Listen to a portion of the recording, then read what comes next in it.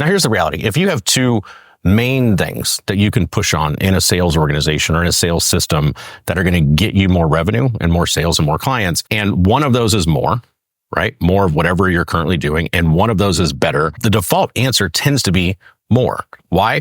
Well, because one, you're already doing it, which by the way is an advantage, because if you're already doing it, doing more might be an easier path because you don't have to go through and assess the entire organization, and you already know how to make those phone calls. And if adding somebody or getting more volume in the current staff that you have is going to get you, proportionately speaking, more results, well, you're not having to add new skills. You're not having to add new tech. You're not having to, diagnose anything or learn a new skill. So sometimes more is just easier. Okay.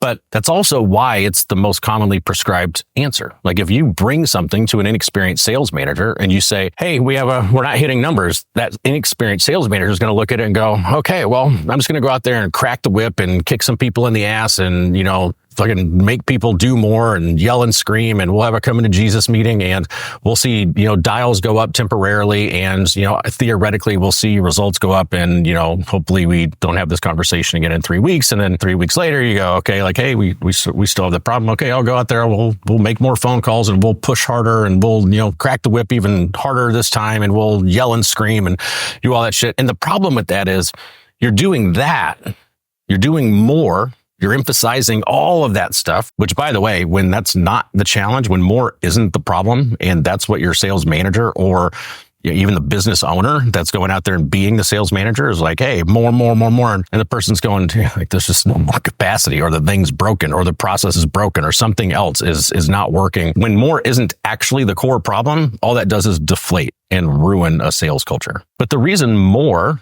is commonly prescribed as the way to get more sales out of a sales system or out of a sales team, because the alternative is harder, frankly. Like, you need to understand more about everything that drives revenue growth in order to look at it and say, we need to make this better.